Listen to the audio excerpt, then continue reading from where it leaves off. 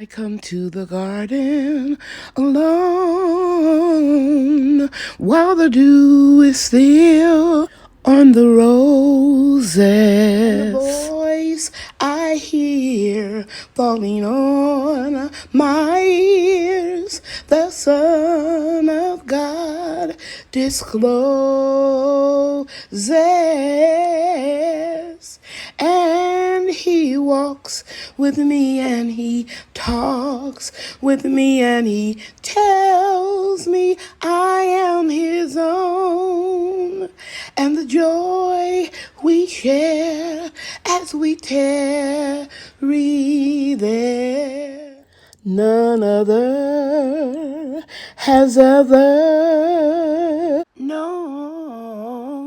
Hey everybody, Lady Cheryl here. Welcome to my YouTube channel. Today we're going to show you how we're going to weatherize or prepare for really hot conditions by adding extra mulch and extra shade cloths. Okay, let's get started. Hey guys, it's Monday and Brian and Bria are here helping me. Bria is over there watering the apple trees. Brian is putting more straw mulch. Brian, don't scatter it. You can put a lot of big clumps, okay? You don't have to sprinkle it because we're trying to protect the plants, but keep it off of the plants. Yeah, put it on the bare spots. Right. Very good. Thank you, Brian. On the bare spots of the soil. See, like right here. See the big bare spot? Yeah.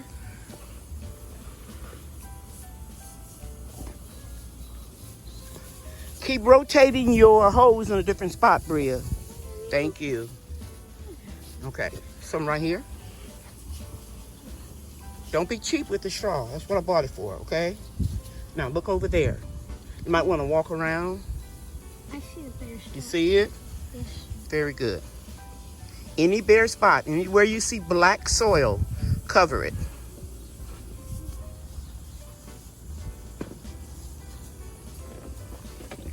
Okay, I need you to do me a favor. This is weird because I saw this. Look.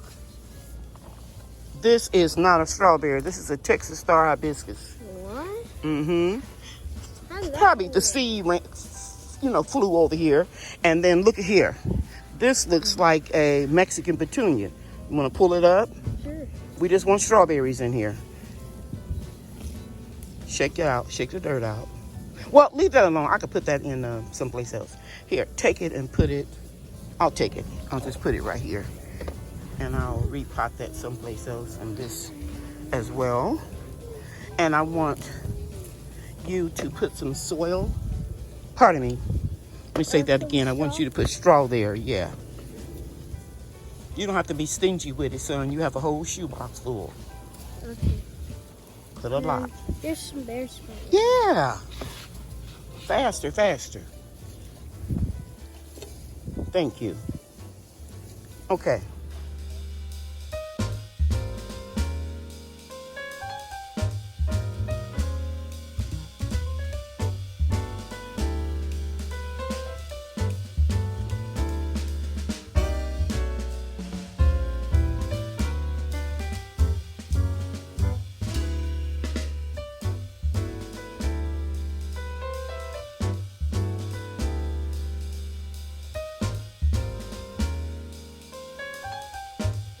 The straw anywhere where you see black rich soil. You're doing good.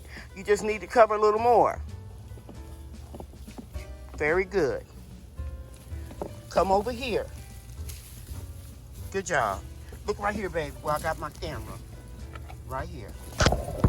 Yes, ma'am. So Brian is putting the shade cloth on because the wind is high. Even though it's hot, it's blowing it up. Pull it down and then clip it. Put some straw right here in these beans. Right here, Bria. Right here. All around where you see black.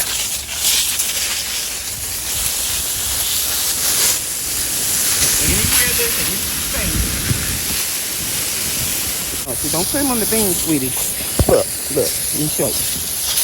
Pull this back. Put the soil all back there. Now put your beans back. Put your beans back. Right here, sweetie. I'm holding it for you. Now move out the way so I can gently clean it off.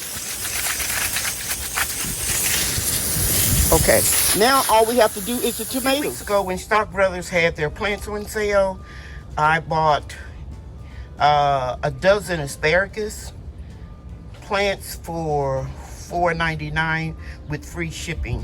They looked horrible. They looked all dried out like these crowns that you see that are pushing up, and one is right over here, and those are muscadine leaves that fell. But anyway, I thought they were dead, but they were coated in a clay powder, so I planted them anyway, and I didn't think any of them would survive, to be honest with you. I was hoping that 1 or 2 would survive, but it looks like they're all doing well. And they've been sitting here outside my privacy fence in my driveway since I planted them. And now I'm going to put some room temperature water on them. And I'm going to leave them in this container for the summer. And I'll plant them in the ground where the other asparagus is in the fall. So yeah. Just because something looks dead doesn't mean it's actually dead. Okay, I had some Kellogg's potty mix in this little box here. So I'm going to go ahead on and put it on the top of here and cover up those crowns that are protruding out. You're not supposed to bury the crowns completely, but as I water, the soil keeps going down. So cover them up some.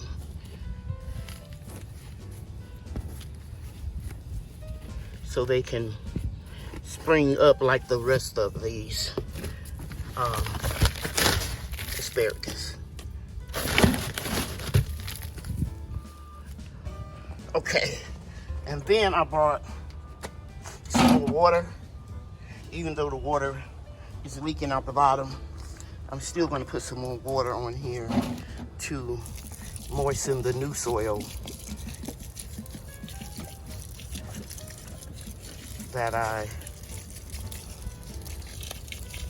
put on here, and they should be fine.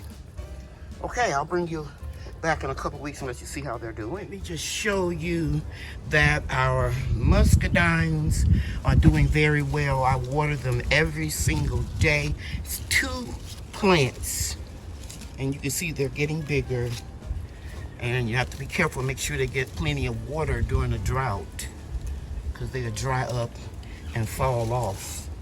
And these are just the ones that are extending over my privacy fence. There are more on the other side. That was my garbage falling right there. Anyway, even though it's hot, it's still windy in Texas. So I'm gonna step back and let you see how those muscadines are growing really well. Okie dokie.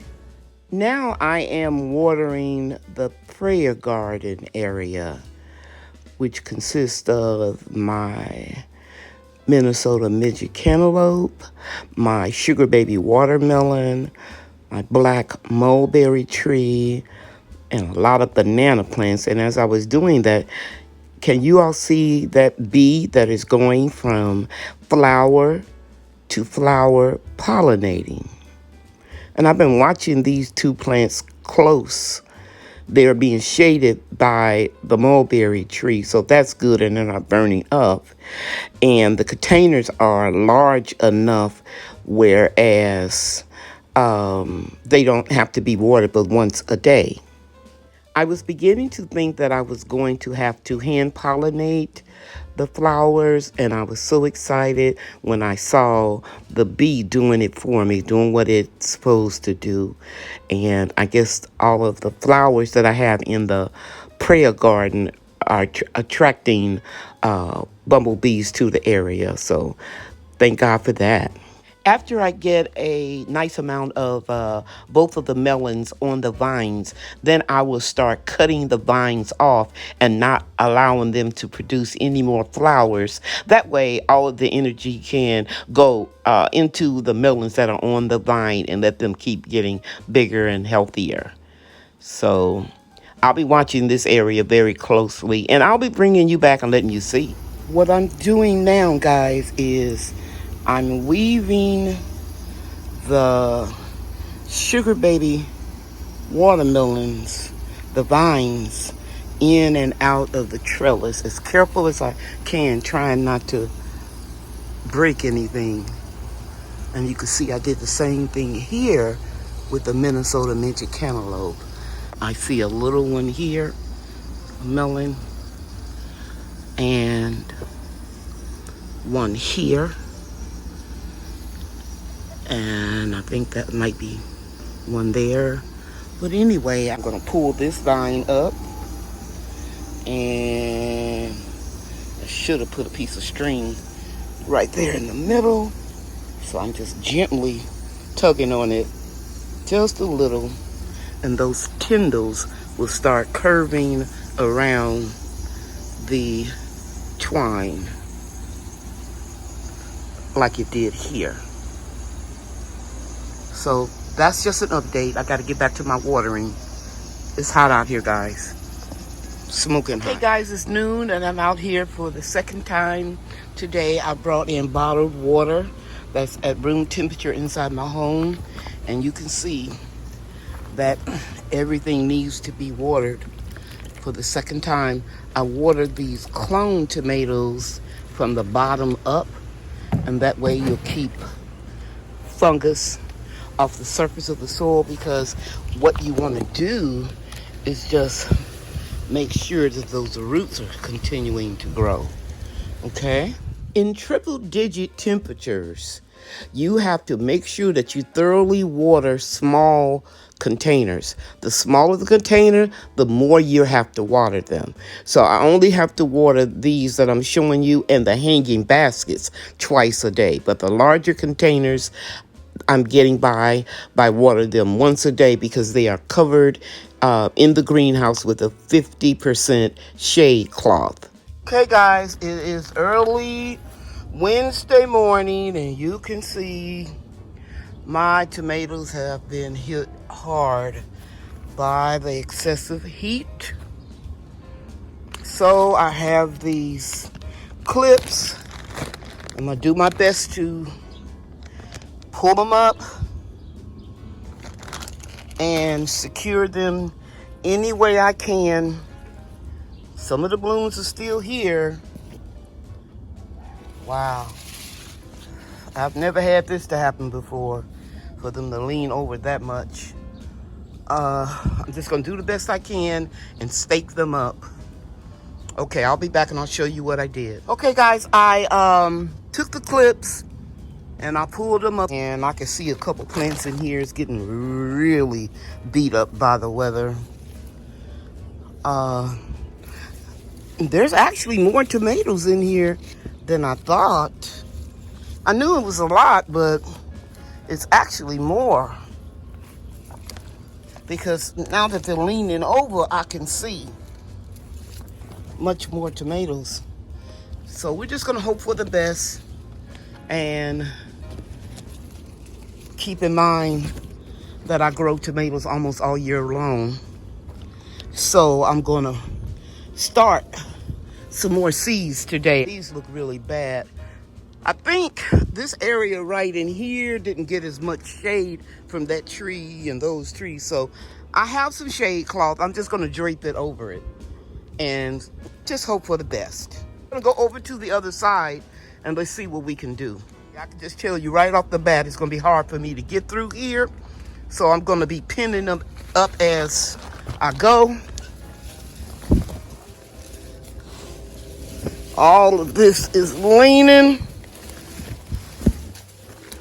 Yeah, I gotta get that moved over there. Okay, I'll be back and I'll show you. I got these put up the best I could, but you can see they're really dying right in here. And I got this pulled up by putting this T-post here and this steel pipe here. And I'm gonna take that driver down there in the red, and I'm gonna put it here and drive this T-post further in the ground. And then I'm gonna see if I can use some twine, or if I can find another bungee cord. This is hanging all on the way on the ground, and I may just leave it there. There are a lot of tomatoes over there inside of here. If I can't pull it up anymore, I may just let them stay there because it'll get more shade right there from these trees. Yeah, because these are only going to be here, guys, for a couple more weeks, and then I'm going to pull everything. Whoops, but I just saw something pretty. The first Texas red hibiscus bloom. I'll go over there and show it to you in just a second. This driver is very heavy, and it fits over the T-post at the top. And then you just take it and move it up and down, and it would drive the T-post down there in the ground or in the garden bed. Now, as you can see here, the T-post is further down in the garden bed, and that'll keep this stable right over here. And here's some extra wire on this post. I'll just tie it and use it since I have it. And that'll secure or help to secure this post. And when I go, let me say that again. Before I go on vacation in July, I'll pull all of these tomatoes out of here.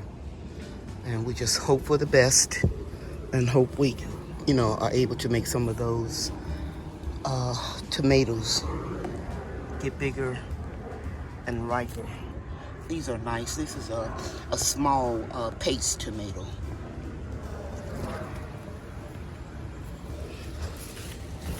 But one thing for sure, I can tell you guys that the soap has worked.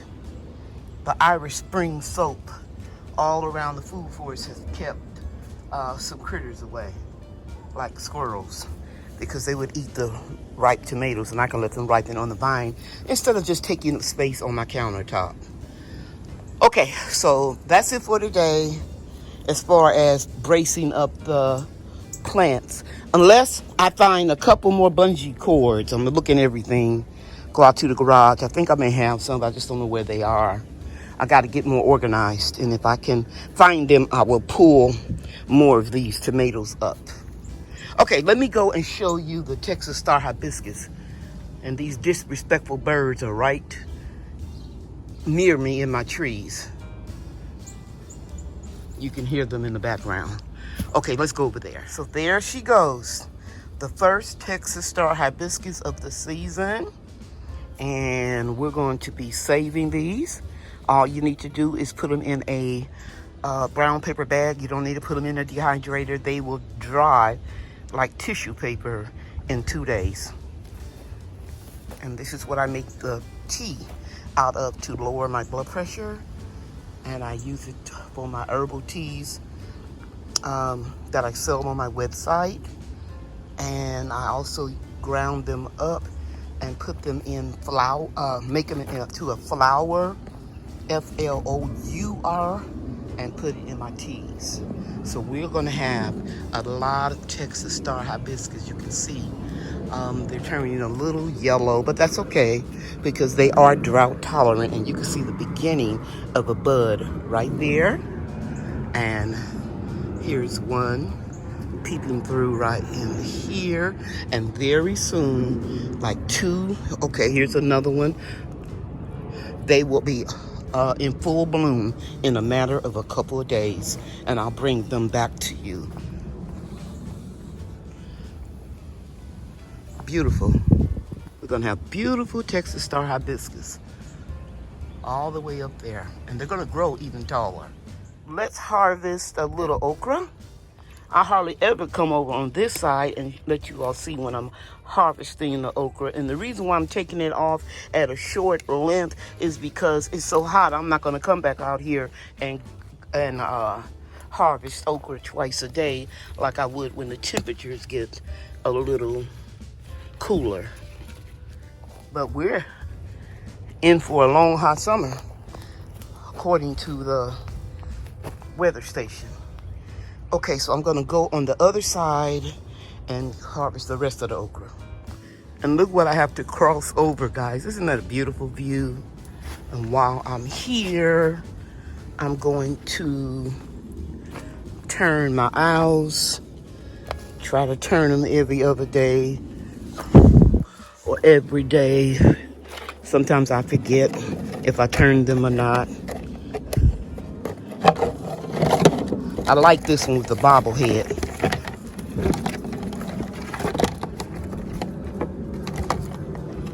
Because, you know, if I forget to turn them, they kind of turn on their own with the wind.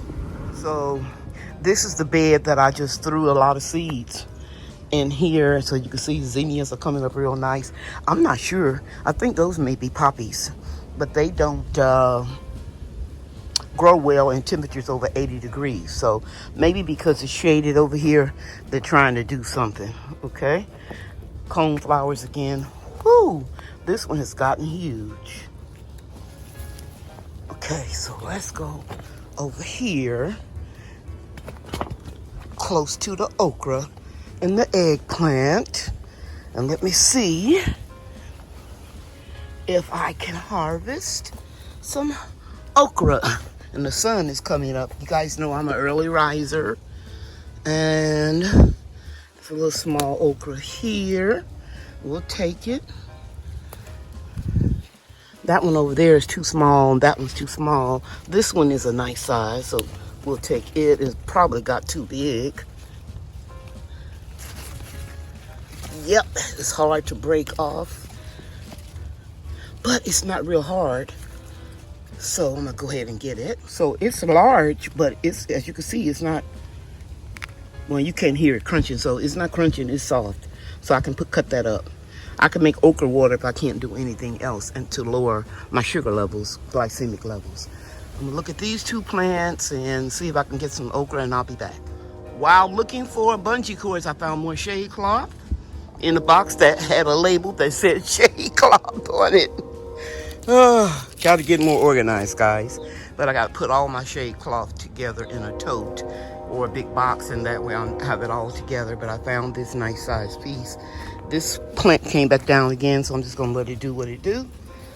And try to find a few more clips to secure this shade cloth. And I can't get that up under the trellis, so just let it do what it has to do. Yeah, I'm pretty pleased with what I did. I'm going to end the series now of everything that I've done this year to protect my plants with 100+ degrees. And the next video, I'll just show you how it looks when it's time to take all of these covers off. It's like a shade cloth city in my food forest. I'm trying to go slow so I don't make you dizzy, but that's a lot of shade cloth, and I'm not even showing you all of it because there's more on the other side of these trees, and of course the cover on the greenhouse. Okay, I hope I have inspired you, and let me show you a few more things. Okay guys, I'm watering, and this is what I caught, and it's a real bright green, but it looks just like those other squash bugs. Ooh, it's getting away. I'm nervous, but I wanted you guys to see it. When you water, they will start crawling up because they don't want the water, so I gotta take him and relocate him to the big house in the sky. If you haven't already, please subscribe to my channel, hit that like button, and make sure you turn on the notifications so that you can be the first to see my videos. Thank you all so much. You know that I love you, and God loves you too. Bye now. Bria and I are getting this order ready so that we can ship it, and we always take pride in our orders. Right, Bria? Yes. Okay. Bye, everybody. Bye.